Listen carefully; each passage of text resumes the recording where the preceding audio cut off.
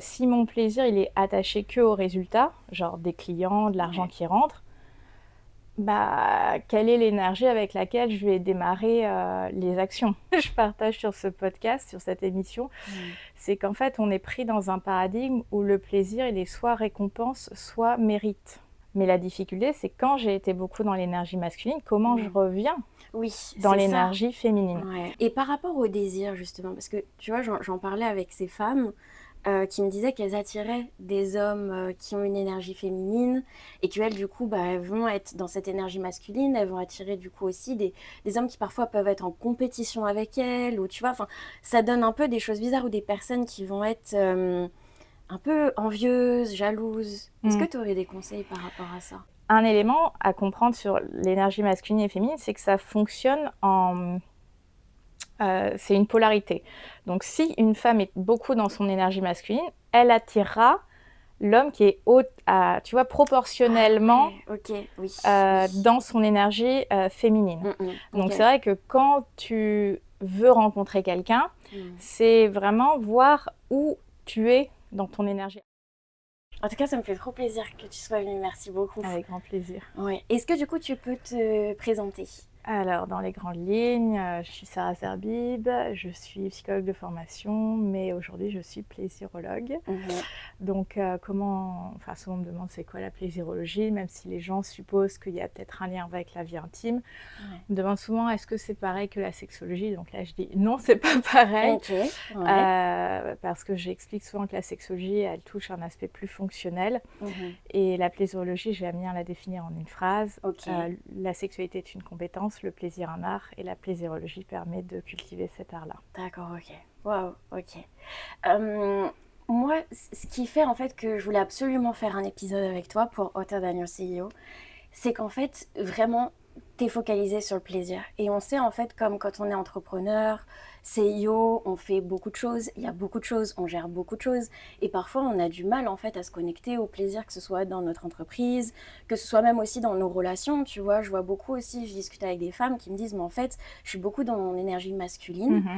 Et du coup, je rencontre des hommes qui ont une énergie assez féminine, tu vois. Comment toi ça te parle? Est-ce que tu travailles justement avec ces personnes-là? Est-ce que tu les accompagnes?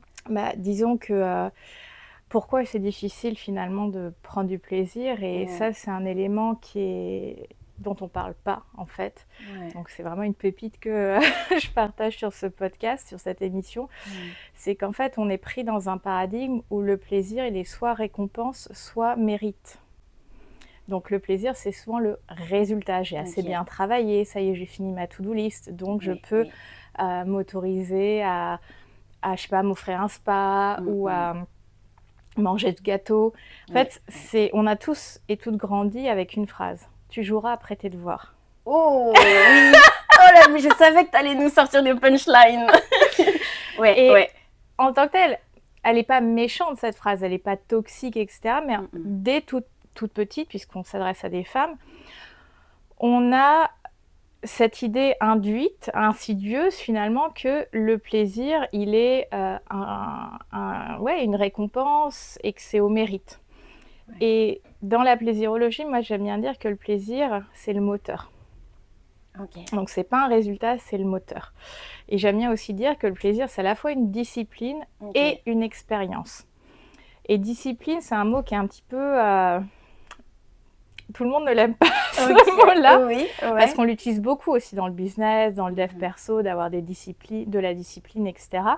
Et moi, j'aime bien, une de mes passions, c'est de retourner à l'étymologie des mots, pour savoir quelle était l'idée de départ. Et parfois, l'idée de départ, on ne l'a plus en tête, mais c'est dans l'ambiance, tu vois, dans l'atmosphère. Tu vois, ce soir, je fais un after-work autour de la séduction. Et je me suis dit, c'était quoi l'origine du sens, tu vois, au Xe siècle, XIIe siècle, du mot séduction? Et c'était l'idée de détourner du chemin. Donc, la séduction, là, je fais juste un exemple. Il y a beaucoup de femmes qui ne sont pas à l'aise avec l'idée de séduire, mais je pense que c'est associé à cette idée qu'on détourne quelqu'un du chemin. Donc, il y avait un aspect un peu négatif, un peu jugé socialement comme mal, parce que séduire, c'était aussi l'idée d'avoir compromis la vertu d'une femme. Donc, il y avait voilà, cette idée où on faisait un péché. Fort. Voilà, c'est hyper fort. Ouais, carrément. Et même si aujourd'hui, on utilise ce mot dans un autre sens, je pense que le poids, tu vois, historique du moi reste un peu dans nos inconscients.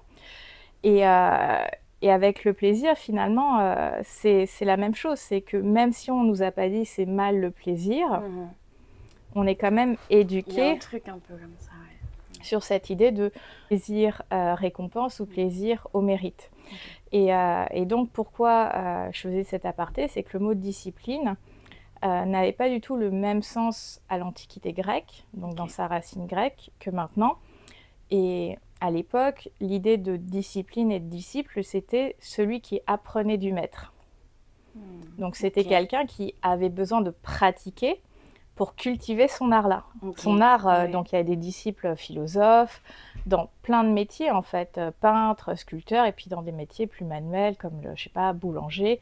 Et aujourd'hui, tu vois, et j'en parlais il n'y a pas longtemps avec une cliente, il y a cette opposition entre parcours académique classique et professionnel. Et dans le professionnel, on va parler d'apprentissage. Donc il y a vraiment cette idée d'enseignement, de répétition pour maîtriser ou en tout cas s'approprier un métier. Et c'est opposé au parcours académique classique qui est mis sur un pied un peu au-dessus parce qu'on quand tu es un peu en échec scolaire, on te dit bon bah tu vas aller en apprentissage. Genre tu es un peu plus bête que les autres. Mais en fait, on a mal compris ce que c'était la discipline et l'apprentissage, et l'être humain a besoin de répétition. Et dans cette idée de le plaisir est une discipline, c'est-à-dire que je pense que on a besoin de le répéter et de se l'approprier pour aller chercher le plaisir, non pas comme résultat, mais comme moteur. Parce que dans notre entreprise, si je fais le parallèle avec une entreprise, si mon plaisir il est attaché que au résultat, genre des clients, de l'argent qui rentre, bah, quelle est l'énergie avec laquelle je vais démarrer les actions? Que si j'arrive à trouver et je sais cultiver le plaisir dans le process, donc que ça soit le moteur, ça ne veut pas dire que le plaisir c'est forcément un truc parfait, etc. Mais c'est dans cette imperfection, dans ce côté qui est des fois un peu bordélique, excuse-moi l'expression, de j'en tire une satisfaction. Parce que le plaisir, c'est ressentir des sensations agréables dans mon corps. Et quand on était bébé, c'était le moteur. Il y avait du plaisir ou du déplaisir. C'était le premier rapport au monde. Mais une fois qu'on commence à rentrer à l'école, etc., on rentre dans le paradigme de la performance. Et le plaisir devient le résultat. Et quand je disais tu joueras après les devoirs, c'est comme t'as plus faim pour tes haricots verts, t'as plus faim pour le dessert. Ah oui. on l'a tous celui-là aussi. Voilà, donc finalement ça met aussi le plaisir sur une sorte de piédestal. Et tu te dis le plaisir ça doit être forcément soit le gâteau, soit le truc que je m'achète qui est peut-être plus cher que ce que je m'achète habituellement, ou tu vois, ça peut être associé à une idée de luxe, mais le luxe, c'est pas juste un truc qui coûte cher. C'est une énergie, c'est un style de vie. Et tu vois, toi, tu l'as pas mal implémenté aussi dans ton business et dans comment vivre les choses. Oui, complètement, avec les immersions. Mais là, en fait, ça me rappelle, tu vois, les gâteaux. Moi, j'étais beaucoup aussi là-dedans. Sur ok, je fais quelque chose et après, si j'attends ça, non. Ouais. Et quel conseil tu donnerais justement pour les personnes qui sont beaucoup, tu vois, dans la tête et limite, tu vois, limite elles se disent ouais, ok, j'ai envie de me connecter au plaisir, mais j'y arrive pas parce que je suis trop dans ma tête, tu vois. Alors, il y a un élément au niveau neurologique qui est intéressant à savoir dans notre cerveau. Donc, c'est vrai qu'on est beaucoup dans notre tête parce qu'on a besoin, en général, quand on est entrepreneuse en plus, d'être sur un niveau opérationnel. Donc, l'énergie masculine dont tu parlais, c'est-à-dire passer à l'action.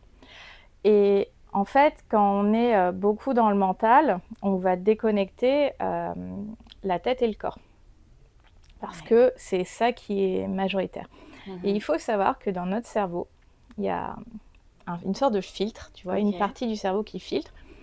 Scientifiquement, on appelle ça le SAR, le système d'activation réticulaire. Ok, mais c'est intéressant justement de savoir. Voilà. Moi, je le surnomme le pont de transmission et de communication entre le corps et le cerveau. C'est-à-dire que c'est un filtre qui, quand tu es dans un état de tension, donc tu vois, le stress, le côté un peu performance, quand j'ai tension émotionnelle, c'est que tu es activé, tu vois, tu es un peu des fois un peu éparpillé, à faire 1000 trucs à la fois. Bah, en fait, ton cerveau, il va déconnecter ce filtre, il va le fermer, parce que si tu ressentais les sensations physiques, ce serait trop pour ton cerveau. Et donc, comme il se sent déjà en danger avec la pression, la tension mentale, bah, il cherche à se protéger. C'est le job de ton cerveau, de te protéger. Donc, il ferme le filtre. Et donc, c'est pour ça que des fois, tu es tellement concentré que tu ressens pas l'envie d'aller aux toilettes ou de manger parce que tu es hyper focus et d'un coup, tu as le signal, par exemple, manger ou aller aux toilettes, qui va être super fort et tu vas courir, par exemple, aux toilettes parce que tu peux pas attendre une seconde de plus. Mais en fait, ton corps avait essayé d'envoyer l'info à plusieurs reprises. Ton filtre l'a ignoré parce qu'il voulait te préserver, mais là, le danger de se faire dessus, entre guillemets, c'est trop imminent. Voilà, c'est trop imminent, donc il t'envoie le signal que là, et le signal est tellement fort que ça fait un peu effraction, tu vois, tu dis, mais j'avais pas envie il y a 10 secondes, et là, c'est comme si ma vie en dépendait, bah littéralement, ma vie en dépend. Et comment on fait du coup pour revenir dans le corps? Alors, ça demande de réguler ce qui se passe là-haut. C'est-à-dire, quand tu es activé émotionnellement, ça te demande de désactiver, enfin, c'est pas complètement désactiver, mais tes émotions, c'est plutôt désactiver l'état de tension. C'est-à-dire que les émotions, c'est toujours des vagues, tu vois. Si on était une ligne droite, on serait tous morts, toutes mortes, toutes mortes. Donc, on surfe sur des vagues. C'est normal, c'est la vie, c'est le propre de l'être humain. Et donc, quand tu es activé, c'est que tu es sur le haut de la vague. Et ça peut être une activation tant positive que négative, ou moi, j'aime bien dire plutôt confortable ou inconfortable, parce qu'il y a des émotions qui vont t'activer et ça te met relativement à l'aile. T'en as. Non, j'aime pas trop. Donc, ça va être tout des techniques pour désactiver, donc pour revenir dans un état plus neutre émocionnellement. Et la neutralité émotionnelle, c'est la joie. C'est pas rien, c'est la joie. La base, c'est la joie. Par exemple, quand tu as mangé, quand tu as bien dormi, tu te sens... c'est presque le mot repu, tu vois, tu es satisfaite. Il n'y a pas de souci, tu es détente. Que si tu as faim ou tu n'as pas dormi, tu es... carrément. Donc, c'est de checker ses besoins, par exemple, fondamentaux. Est-ce que je suis fatiguée? Est-ce que j'ai eu assez à manger? Est-ce que j'ai mangé des choses qui me nourrissent vraiment, tu vois, qui me donnent mon énergie, qui me mettent bien? Parce qu'on sait que l'alimentation peut impacter certaines hormones, donc ton humeur. Et puis après, c'est observer tes pensées, tes émotions, tes comportements. Et c'est là où il y a des marges de manœuvre. Donc ça, tu vois, c'est beaucoup des éléments que je coach. Parce qu'en fait, les personnes, dans l'aspect au plaisir ou excitation, comme je travaille sur le désir ou l'orgasme, elles imaginent de pouvoir passer d'un état de tension qui est hyper à un autre état de tension, mais qui est magnifique, sans revenir dans un état neutre. Et le gap, il est trop important. C'est possible, mais c'est comme si tu forçais. Et beaucoup de femmes, tu vois, se forcent dans leur vie intime. Et ce côté forçage, plus tu le répètes, tu vois, plus tu laisses des empreintes négatives dans ton subconscient. Et tu vas associer, par exemple, le fait de faire l'amour dans les problématiques, tu vois, que j'appréhende, à une obligation. Mais en fait, le plaisir, il ne s'associe jamais à l'obligation et jamais au mot travail. Quand moi, j'entends l'expression « ouais, il faut que je travaille mon plaisir », non, c'est pas compatible. Si tu le vois comme un travail, c'est déjà, t'as pas compris. Et en plus, du coup, quand on est CIO, on a vachement après ce type de langage, en fait. Donc, moi, souvent, je dis pour le plaisir, mais aussi pour le désir, la manière dont on en parle influence la manière dont on le vit, dont on le pratique. Donc, le choix des mots est super important. Déjà, la sémantique, voir comment on appréhende ces sujets. Et par rapport au désir, justement, parce que, tu vois, j'en parlais avec ces femmes, qui me disaient qu'elles attiraient des hommes qui ont une énergie féminine et qu'elles, du coup, elles vont être dans cette énergie masculine, elles vont attirer, du coup, aussi des hommes qui parfois peuvent être en compétition avec elles, ou tu vois, enfin, ça donne un peu des choses bizarres ou des personnes qui vont être un peu envieuses, jalouses. Est-ce que tu aurais des conseils par rapport à ça? Alors, c'est vrai qu'il y a de plus en plus de contenus qui sortent autour de l'énergie masculine et féminine, et c'est des contenus, alors il y a un peu tout à prendre, enfin pas tout à prendre ou à laisser. Il faut savoir que l'énergie masculine et féminine, tout le monde l'a. Par défaut, on a les deux polarités à l'intérieur de nous. Mais c'est vrai que l'invitation de ces deux énergies, c'est que les femmes soient plus dans leur énergie féminine et les hommes plus dans leur énergie masculine. Mais c'est un peu comme le yin et yang, tu vois, le sigle, il y a la partie noire, tu as le petit point blanc, et tu as la partie blanche avec le petit point noir. Donc ça veut dire que majoritairement, une femme, alors sans être dans l'injonction, mais l'invitation, c'est qu'elle soit dans son énergie féminine, mais elle a accès à son énergie masculine, parce que des fois, tu as besoin de piocher dans cette énergie-là. Sauf qu'on est dans une perte de repère totale, parce que, alors mon hypothèse, c'est juste mon analyse. Il y a eu mai 68, la première révolution sexuelle. Les femmes se sont battues pour avoir accès à leur propre compte bancaire, le droit de vote. Donc, vous voyez, tu vois, dans la lignée des femmes, nos mères, nos grands-mères se sont battues pour avoir plus de droits. Donc, se battre, énergie masculine, tu vois, à aller chercher les choses. Et on peut leur en remercier, parce que grâce à elles, on est plus à égalité avec les hommes. Mais la difficulté, c'est quand j'ai été beaucoup dans l'énergie masculine, comment je reviens dans l'énergie féminine. Et comme je pense que nos droits sont toujours un peu sur la sellette, on voit que c'est jamais complètement acquis. Je pense que ça met les femmes sur une position un peu défensive, donc beaucoup, tu vois, dans un état de tension, et à se raccrocher à cette énergie masculine de il faut absolument que je sois dans le contrôle, il faut absolument que je sois dans l'action, parce que sinon je vais perdre ce que j'ai. Donc ça, c'est déjà le postulat, et ça se voit beaucoup dans la rencontre, dans le dating, où en fait, on est passé de codes un peu, on connaît les codes un peu traditionnels de la famille, du couple, à aujourd'hui on ne sait plus. C'est un flou total. Et en fait, on n'a pas su réinventer ces codes de la rencontre avec notre société moderne. Et les codes qui sont en train d'exister, beaucoup de femmes ne sont pas à l'aise avec ces codes-là, ou en reviennent. Tu vois, l'idée du faire 50-50 pour des dates. Ça revient beaucoup, ça, ces sujets. Moi, il y a quelques années, j'étais plutôt pour. Maintenant, je suis définitivement contre. Donc, j'ai vachement cheminé sur mon énergie féminine. Et un élément à comprendre sur l'énergie masculine et féminine, c'est que ça fonctionne c'est une polarité. Donc, si une femme est beaucoup dans son énergie masculine, elle attirera l'homme qui est tu vois, proportionnellement dans son énergie féminine.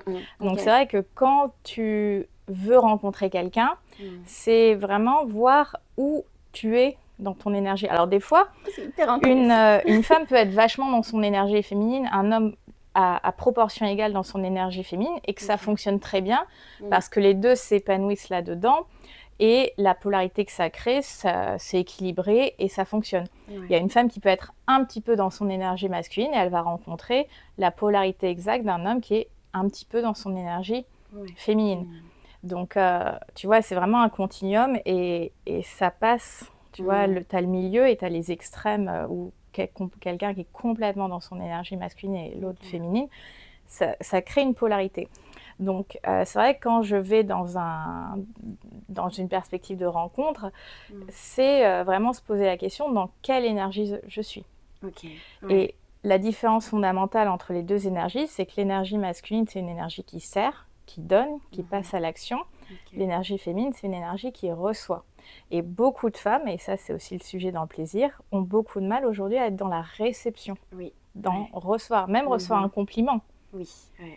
On ne sait des fois pas quoi dire. Il y en a beaucoup qui rejettent. Et même aussi dire merci. Oui, on peut dire tout simplement merci, ou alors c'est gentil. Et des fois, on peut aussi ne rien dire, alors parce qu'on ne sait pas quoi dire, mais déjà se dire j'accepte. Je m'ouvre à recevoir ce compliment. Et souvent, on a du mal à le recevoir parce que nous-mêmes, on ne pense pas ça de nous. Quelqu'un, voilà, tu fais un compliment à une femme, tu vois, je peux donner un exemple. Là, au mariage, on m'a beaucoup complimenté sur mes yeux. Et je sais que j'ai des beaux yeux. Oui. Et donc, j'accepte. Oui, merci, je sais que j'ai des beaux yeux. Et je me souviens, un ex, elle faisait tellement rire parce qu'il me faisait beaucoup de compliments. Et des fois, pour le taquiner, je disais « je sais ». Oui. Et des fois, ça l'énervait, mais tu vois, dans le bon sens du terme, il disait « mais je peux même pas te faire un compliment ». Et en fait, c'était à une période où je me suis vachement un peu auto-coachée sur l'estime de moi-même, l'acceptation de moi, où, tu vois, j'ai un peu programmé mon cerveau où, en disant « je sais », même si au début, j'étais pas très confiante, je pense que ça a permis d'implémenter le fait que, ouais, je sais que j'ai des atouts. Ça veut pas dire que j'ai pas de complexe. Je pense que chaque femme a des complexes, mais ça veut dire que je me trouve suffisamment belle ou suffisamment, je me valorise suffisamment pour accueillir et recevoir ce que l'univers ou le monde peut me donner. Est-ce que tu trouves qu'il y a un lien, parce que ça, c'est beaucoup présent aussi sur les réseaux sociaux, le lien entre la réception, l'argent, la sexualité. Est-ce que tu trouves que tout ça a un lien ou pas? Parce qu'il y a beaucoup de personnes qui font des liens. Ouais. Et j'aimerais bien avoir ton avis là-dessus. Sur le fait de s'ouvrir à la réception. Si ça a un lien, tu vois, sexualité, argent. Oui. En fait, le lien que je ferai, c'est que pour recevoir, j'ai besoin de me sentir suffisamment en sécurité. Ça veut dire être dans le fameux lâcher-prise. Et le lâcher-prise n'est possible que si je me sens en sécurité. Donc, recevoir un compliment, c'est oui, je me sens en sécurité que quelqu'un puisse penser ça de moi. La réception au niveau business, argent, c'est... alors, en tant que femme qui a une entreprise, ça demande aussi de mettre en place des actions. Et donc d'être visible. Toi qui travailles beaucoup sur le fait d'être visible de manière authentique et de dire moi je propose ça et ça coûte ça. Donc s'autoriser à la réception aussi financièrement, c'est de mettre en avant autant par le côté je passe à l'action, mais en même temps de dire il y a cet espace où tu peux me payer. Oui, c'est ça. Non, mais c'est ça la création d'un espace. Voilà, c'est créer un espace. Et dans la sexualité, je dirais que le plaisir, c'est... Il y a une phrase que j'aime bien dire à mes clientes, c'est pas votre partenaire qui vous donne du plaisir, c'est vous qui l'invitez à vous accompagner. Donc ça veut dire qu'elles ne sont pas passives. Et il y a une idée où recevoir, on imagine que c'est passif, alors que recevoir, c'est une posture profondément active. Et tu peux être dans la réception et avoir quand même des actions, mais sans pour autant être dans l'énergie masculine, parce que c'est pas le même type d'action. Tu vois ?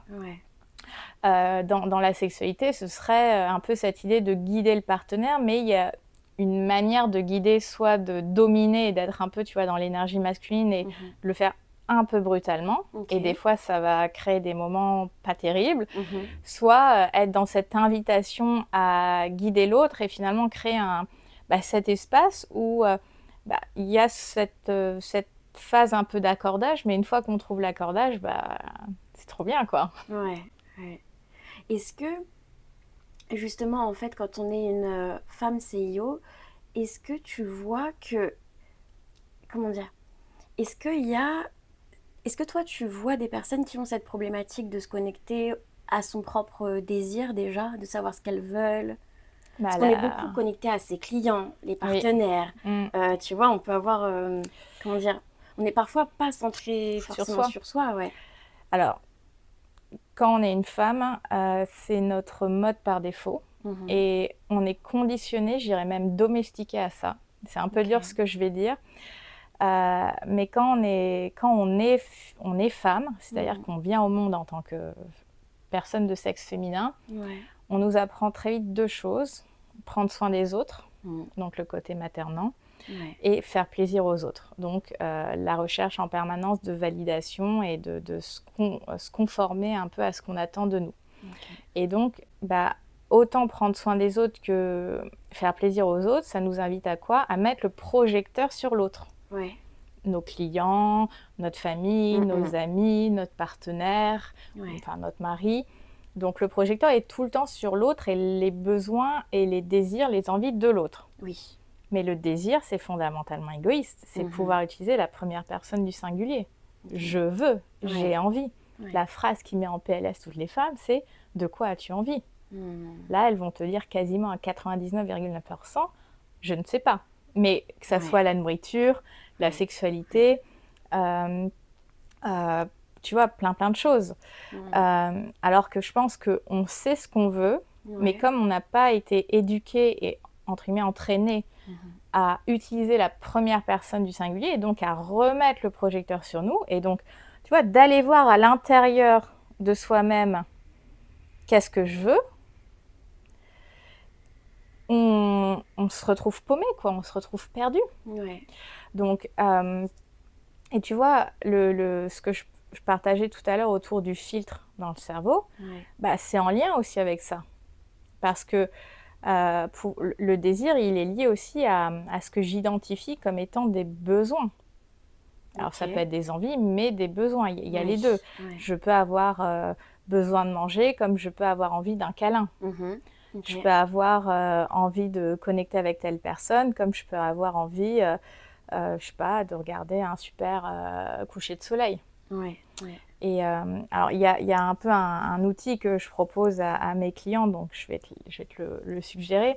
Quand on se retrouve un peu en PLS avec cette question de quoi ai-je envie ou de quoi as-tu envie, c'est de se donner une alternative. Est-ce que je préfère manger chinois ou libanais? Et là, ça peut être une étape pour, tu vois, connecter à ce qui résonne comme étant joyeux pour moi. Oui, ça me parle parce que des fois, même si pourtant je trouve que je suis vraiment connectée à mes désirs, des fois tu te dis, tu sais, tu te lèves et tu sais pas trop. Sais pas. Donc quelque chose qui m'aide beaucoup, c'est par exemple aller courir. Je vais courir par exemple, tu vois, 15 minutes le matin. Et là, je sais pas, je ressens en fait. Donc ça m'aide à sentir. Mais cette technique, elle a l'air vachement bien, justement, de dire qu'est-ce que... Bah, ta technique, elle est vachement bien aussi parce que le fait de bouger ton corps permet de recréer ce focus, ce projecteur sur toi. Et donc, ça peut être ce fameux espace où tu reçois, tu vois, la réception.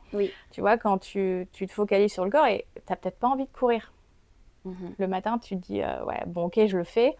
Mais finalement, il y a des fois, je me dis, c'est dur, mais je sais que ça va m'aider. Mais voilà, comme tu sais que ça t'apporte un bénéfice et plus tu le pratiques et plus tu repères ce que ça t'apporte.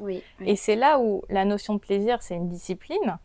Parce que sur le coup, tu ressens pas tout le temps ce plaisir immédiat, mais tu as ce plaisir qui est différé. Et notre société capitaliste, elle est beaucoup sur le plaisir immédiat.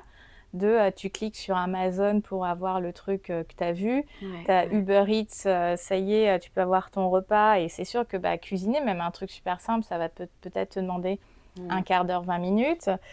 Donc on est beaucoup sur le plaisir immédiat. C'est comme swiper sur une application de rencontre, quand ça match, c'est un shot de dopamine, donc c'est un plaisir immédiat. Et je pense qu'on a un petit peu perdu cette idée du plaisir différé. Parce que du coup, plus on est confronté au plaisir immédiat, même les likes sur Insta ou les réseaux, c'est un plaisir immédiat. Comme on est un peu déconnecté à ce plaisir différé, on a plus de mal avec la frustration. Et la frustration, c'est le propre du désir. Donc je pense, c'est mon hypothèse, qu'on est dans une société qui a peur du désir. Parce que je réfléchissais, tu vois, sur les plateformes genre de streaming, d'écoute de musique, ou même de livraison de nourriture.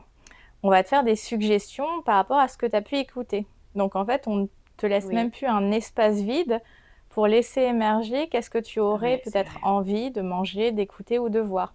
Donc en fait, on remplit ces espaces-là, et le désir, comme le plaisir, ont besoin d'espace. Donc, on est dans une société qui cherche à remplir tous les espaces, même en tant que CEO, de voir ton planning vide, t'es en panique. C'est contre-intuitif, en fait. Moi, j'ai réalisé que, En fait, j'ai eu plusieurs phases comme ça. Au début, j'étais en panique. Après, j'ai capté justement en allant voir d'autres coachs, etc., à Dubaï notamment, qui lui avait son planning justement très... qui paraît vide, mais parce qu'en fait, c'est parce qu'il doit travailler son leadership. Enfin, il fait plein de choses entre-temps. Et du coup, tu te dis, ça pose la question justement de ce que tu veux vraiment faire, comment tu veux vraiment travailler. Et moi, maintenant, je préfère avoir un planning, tu vois, plus léger. Et des fois, j'avais un planning qui était trop pacte. Et je me disais, mais pourquoi? Enfin, ça me faisait souffrir, tu vois, enchaîner client, client. Enfin, tu te perds. Enfin, moi, en tout cas, je me suis à un moment donné perdue là-dedans. Et je me disais, mais attends, je respire plus, en fait. Où est-ce que je suis? Et ça revient au fait de plaisir, désir. Parce que finalement, en fait, j'avais énormément de place pour les autres. Mais moi, j'y étais plus. Et je suis rentrée dans une forme aussi de people pleasing. Tu vois, le fait aussi d'habiter plus loin, par exemple, moi, ma famille est en France, je suis en Espagne, enfin, tu vois. Et je voulais savoir, toi, qu'est-ce que tu penses du people pleasing et qu'est-ce que tu dirais justement aux femmes pour qu'elles puissent s'en libérer? Bah, comme je disais, le people pleasing, tout à l'heure, je disais, les femmes, elles sont éduquées à prendre soin des autres, à faire plaisir des autres. Donc, on ressent une sorte de satisfaction et je pense qu'en tant que femme, on sait très bien le faire.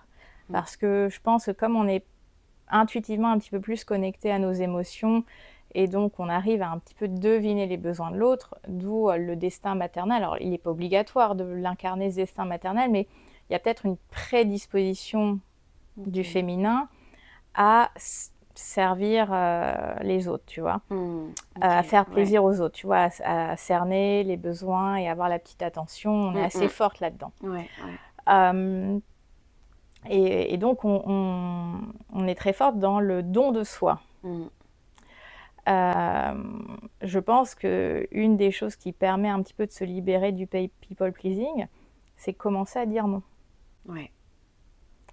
Et en fait, dire non au début, c'est très compliqué parce qu'on a peur de perdre des opportunités professionnelles, des relations amicales, familiales, sentimentales.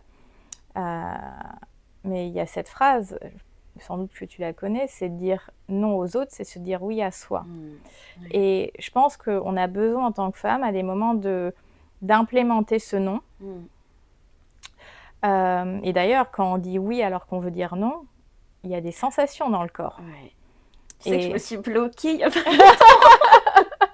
Justement, et c'est là où je me suis dit, mais pourquoi je me suis pas écoutée alors que je l'avais senti et j'ai voulu faire plaisir parce que voilà, vu que je suis loin, je pense qu'il y a encore de la culpabilité ou tu vois, par rapport à ma famille et tout. Et je me suis complètement bloquée. C'est-à-dire que pendant 3 jours, j'étais en train de regarder le plafond. Mais terrible, tu vois. Et tu te dis, en fait, ça impacte ton business, tes relations, parce que finalement, j'étais avec mes proches, mais je pouvais pas les voir puisque je regardais le plafond, tu vois. Donc ouais, carrément. Donc, je dirais qu'une des premières étapes, c'est oser dire non, parce que quand on sait dire non, on apprend à mieux dire oui. Et donc ça, c'est une première étape. Et après, je dirais, dans cette idée de se détacher un peu du faire plaisir, c'est se poser la question, quelle est la partie de moi qui a besoin ou qui ressent le besoin de dire oui? Est-ce que c'est la partie de moi qui a peur de plus être un besoin pour les autres, qu'on fasse appel à moi, donc de paraître... de ne plus être indispensable? Est-ce que c'est la partie de moi qui a peur d'être abandonnée? Est-ce que c'est la partie de moi qui n'a pas une très bonne estime de moi-même? Et donc là, ça nous permet aussi de peut-être identifier des patterns qui ont tendance à me faire vivre des situations à répétition. Et dès lors qu'il y a des situations qui se répètent, c'est un petit signal d'alarme. Dès qu'il y a des choses qui se répètent dans ta vie, c'est l'alarme de ton système nerveux pour te dire: là, ma chérie, il y a un pattern, parce que si ça se répète et ça te crée une insatisfaction, c'est vraiment là, ma chérie, tu as un pattern dans tes comportements qui ne te fait pas avancer là où tu veux vraiment avancer, là où tu veux vraiment être. Et t'en penses quoi du fait, par exemple, des fois... tu sais, on parle beaucoup de rester petite ou justement en fait s'autoriser sa grandeur dans le business et tout. T'en penses quoi quoi, toi, quand justement, en fait, des fois, on peut se rendre compte qu'on reste petit par rapport à notre environnement, pour faire plaisir ou pour justement ne pas faire peur, tu vois, à nos proches ou... Euh, Alors, la première chose là, qui me vient par rapport à cette question, c'est l'énergie féminine peut faire peur parce qu'elle est intense. Tu vois, l'énergie féminine, c'est dans la pensée chinoise, la médecine traditionnelle chinoise, c'est associé au yin. Et le yin, c'est l'eau. Okay. Et l'énergie féminine, c'est vraiment cet océan, tu vois, c'est profond, il y a des vagues, il peut y avoir des tempêtes. Donc, c'est vraiment une énergie qui peut être très intense. Et nous, en tant que femmes, on peut passer par plein de phases en 10 minutes, tu vois. T'es exaltée, t'es au fond du trou. Ouais. C'est vraiment par vague, tu vois. Ouais. Et on veut un peu nous faire croire qu'une femme, c'est un lac où il n'y a rien du tout. Et on est des êtres cycliques, nos cycles menstruels, on est des êtres cycliques. Donc, il y a des vagues. Ouais. Et les hommes, ils n'ont pas du tout même le même système hormonal, donc ils ont quelque chose de beaucoup plus, tu vois, lissé. Okay. Ça ne veut pas dire qu'ils n'ont pas de vagues émotionnelles, mais beaucoup moins. Okay. Et le fait d'être petite, c'est un peu comme si j'essayais de contenir mon océan dans une piscine là, en plastique, tu vois. Ouais. Et des fois, ça déborde. Et oui, ça peut impressionner notre environnement, mais je pense que si on ne s'autorise pas à exprimer son intensité, et le mot intensité, il veut peut-être dire différentes choses pour chacune d'entre nous. Déjà, on n'est pas vrai avec soi-même, on n'est pas authentique avec soi-même. 2, ça ne nous permet pas de nous connaître réellement. Et 3, ça nous empêche d'avoir les relations qui vont résonner en harmonie avec nous-mêmes. Et moi, je le vois, tu vois, aujourd'hui, les amis que j'ai, à bientôt 38 ans, c'est pas du tout les mêmes relations que j'avais il y a 10 ou 15 ans. Et je me dis, les relations que j'ai cultivées depuis... il y a une relation qui est une amie depuis la fac, donc ça fait genre 17 ou 18 ans qu'on se connaît. Et je pense qu'elle avait perçu qui j'étais vraiment derrière le masque et tout. Et qui, d'ailleurs, ça a été une des personnes qui m'a aidée à libérer, tu vois, certains trucs. Donc, j'en suis vraiment dans la gratitude parce qu'elle avait capté des choses que je pensais personne n'allait capter, tu vois. Donc, il y a des gens qui te permettent aussi de te révéler à toi-même. Et mais en fait, j'avais beaucoup de relations où c'était toujours moi qui donnais et je recevais pas. Donc, je pouvais pas être dans mon énergie féminine parce que j'étais aussi une personne vachement dans le contrôle. Et je dis pas que quand tu reviens à ton énergie féminine, tu n'as plus aucun contrôle, mais il y a moins de rigidité. Et c'est vrai que maintenant, je vois le type d'expérience que je vis dans mes relations.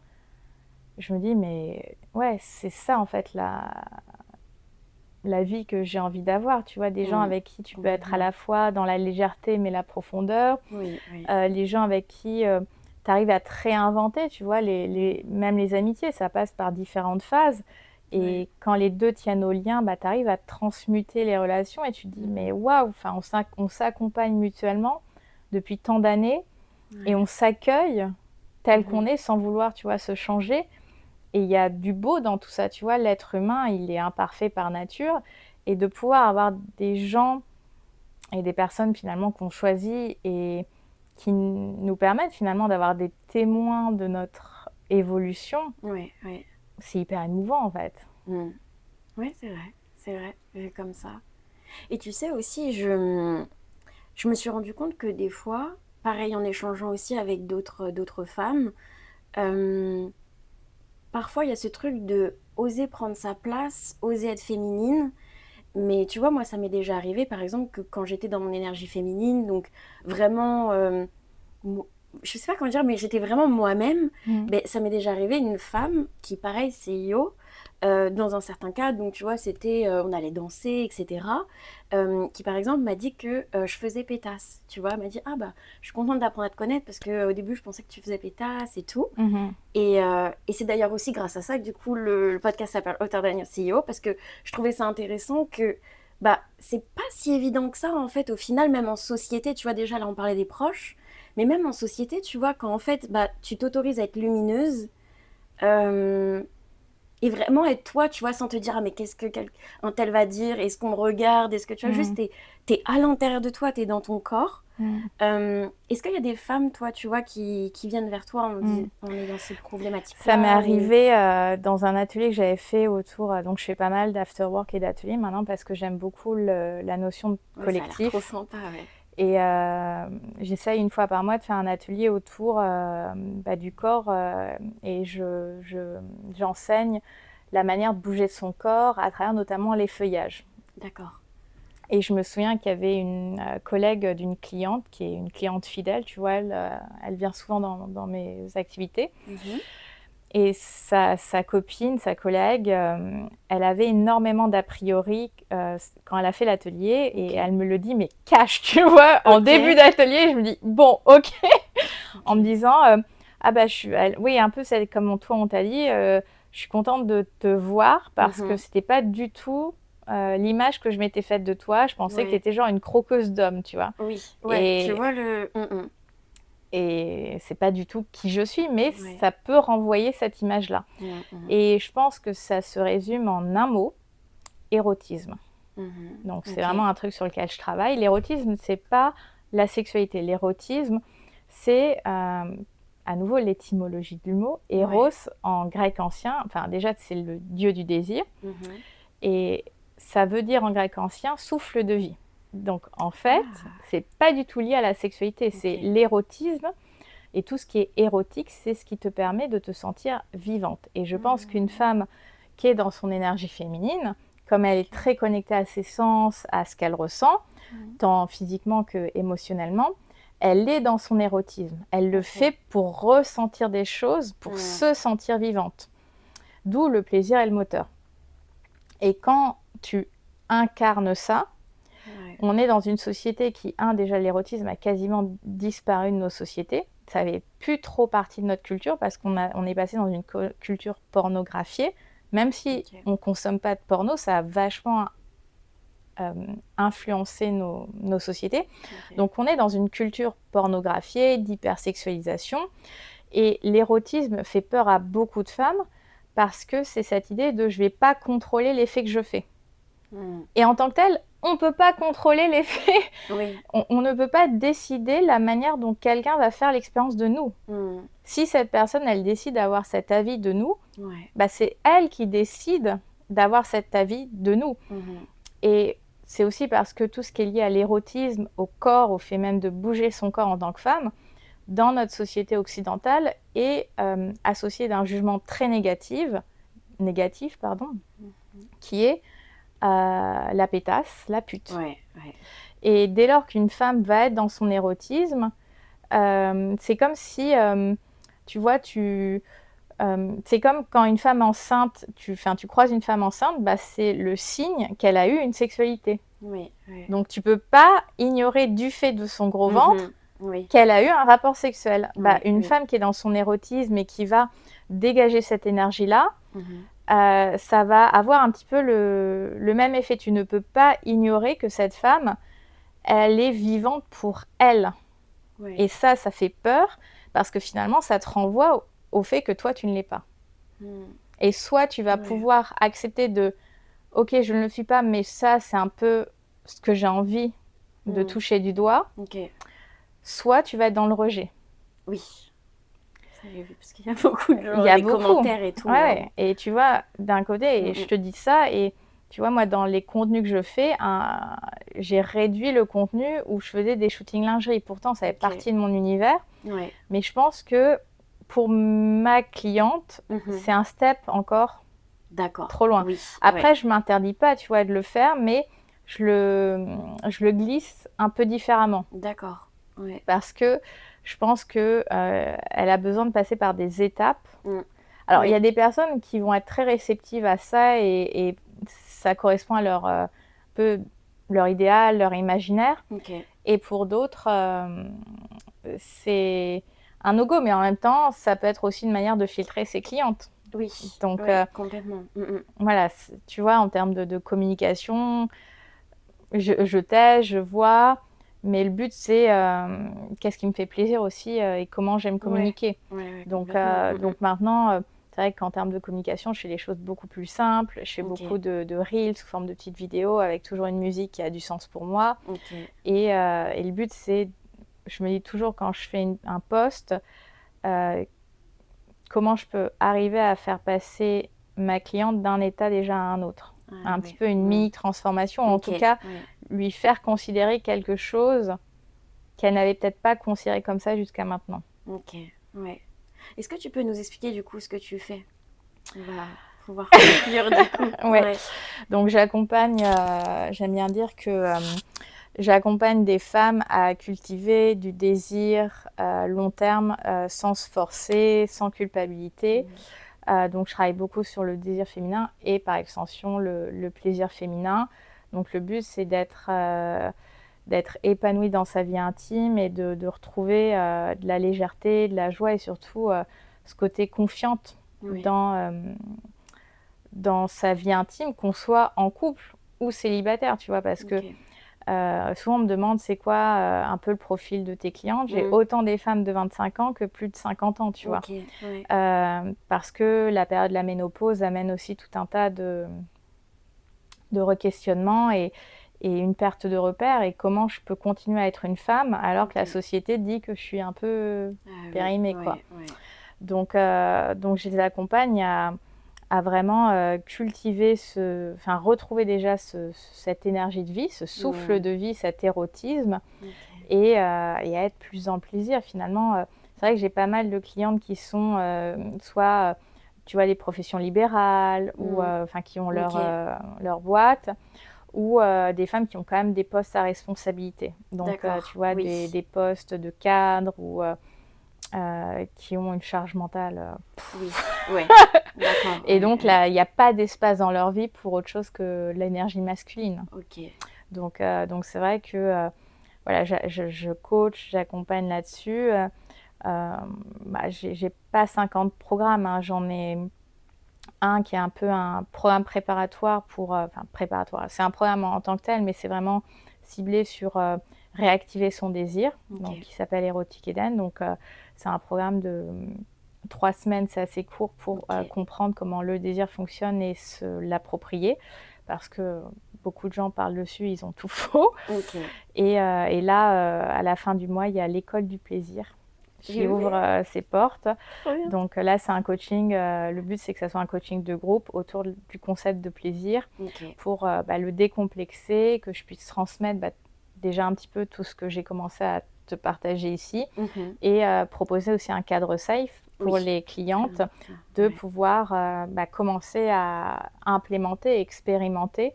Donc il y aura plein d'outils et des calls, tu vois, collectifs pour qu'on puisse débriefer et que je puisse les accompagner vraiment dans cette transformation.